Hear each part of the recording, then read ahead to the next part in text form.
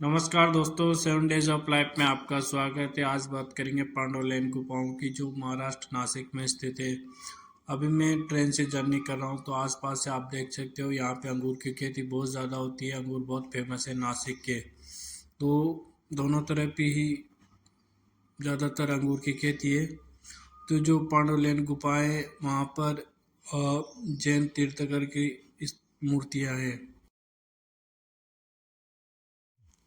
ये आप देखते हो नासिक की बस से, नासिक की बस में से हम जा रहे हैं पांडवलेन गुफा के लिए। जो नासिक रोड स्टेशन है वहाँ से 13 किलोमीटर लगभग पड़ता है। ये फाल के स्मारक पे उतारती है और यहाँ से पर कैंडिडेट 40 रुपये टिकट है।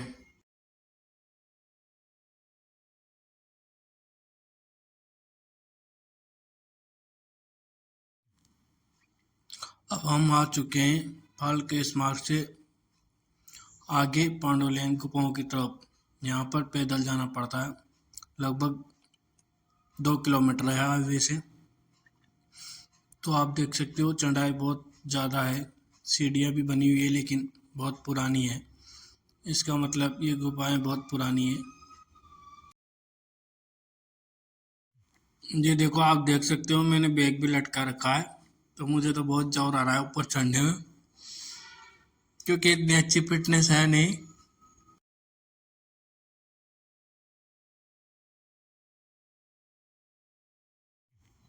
ये जो पहाड़ है, ये त्रिशम पहाड़ी पर स्थित है।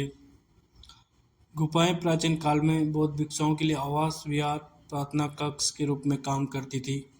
ये जो देख सकते हो आप सामने, ये पूरी गुफाएं हैं। हालांकि इन पांडवलेनी कहा जाता है, लेकिन इनका संबंध महाभारत के पांडवों से नहीं है बल्कि बौद्ध धर्म से है। गुफा संख्या 18 एक मुख्य चैत्य प्रार्थना घर है, जो वास्तुकला की दृष्टि से शानदार है। गुफाओं के पास ही दादा साहेब फाल्के स्मारक के कुछ जैन गुफाओं भी स्थित हैं।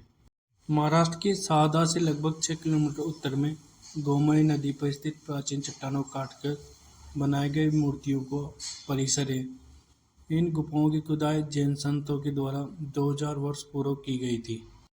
पांडवलेनी परिसर गोमती नदी के तल में एक ठोस चट्टान को तराशकर बनाया गया है। पांडवलेनी परिसर बाकी भूभाग से लगभग 10 मीटर नीचे स्थित है। पूर्व पश्चिम दिशा में लगभग 15 मीटर की दूरी पर स्थित है। दो लगभग एक जैसी संरचनाएं चट्टानों पर बनी मूर्तियां इस प्रकार तराशी गई कि नदी का पानी चट्टान के ऊपर से बहता है, मूर्तिकला परिसर पर गिरता है, लेकिन पानी का बल मूर्तियों को प्रभावित नहीं करता। ये कुएं की दीवारों पर तराशी गई मूर्ति की तरह है। ये नीचे का व्यू आप देख सकते हो, पूरा नासिक डिस्ट्रिक्ट है। ये देखिए, ये मूर्तियां तराशी गई है जो आप सामने देख रहे हो गुफा नंबर 23 में। बाढ़ के दौरान कुआं पानी से भर जाता है और पानी कुएं की दीवार पर बनी मूर्तियों को कोई नुकसान पहुंचाए बिना ऊपर से बह जाता है। परिसर गोमती नदी के तल के केंद्र के सबसे निकट स्थित है। इसमें 2 कमरे हैं। पहले छोटे कमरे में 5 मूर्तियां हैं। मुख्य मूर्तिकला कक्ष में महावीर की मूर्ति, जिसका मुख पूर्व दिशा की ओर है और जो आंशिक रूप से क्षतिग्रस्त है। महावीर की मूर्ति के दाएं और बाएं ओर दो दो मूर्तियां हैं।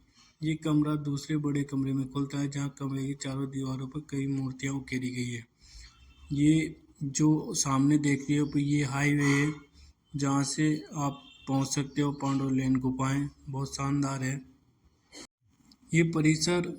परिसर ऐसे लगभग 15 मीटर पश्चिम में उसी चट्टान पर स्थित है। परिसर एक जैसा है, सिवाय इसके पहले छोटे कमरे में कुल 7 मूर्तियां हैं।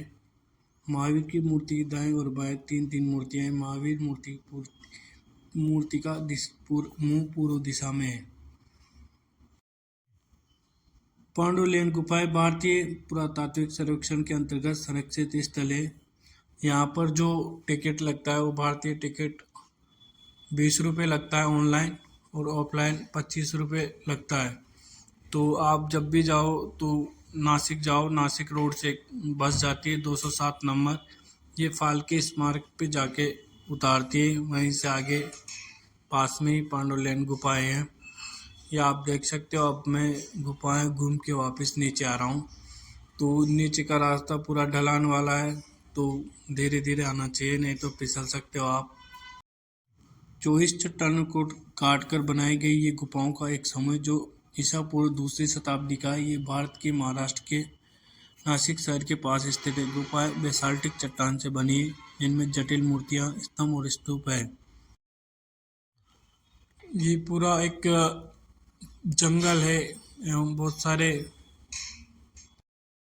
ये आप सामने देख सकते हो। मैं नीचे आ रहा हूँ, आराम आराम के साथ पूरी सीढ़ियाँ हैं। ये सामने बौद्ध स्तूप है। यहाँ के अंदर एक अच्छा है ये भी, महात्मा बुद्ध का। ये रास्ते में महात्मा ज्योतिबा फुले और सावित्री फुलेबाई का स्मारक है, तो ये भी बहुत अच्छा लग रहा है। महात्मा ज्योतिराव फुले 11 अप्रैल 1827 में जन्म हुआ था।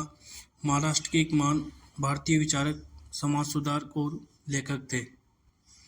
उन्होंने जाति आधारित भेदभाव को अस्पृश्यता से खिलाफ लड़ाई लड़ी और महिलाओं और निचली जातियों की शिक्षा के लिए अपार योगदान दिया।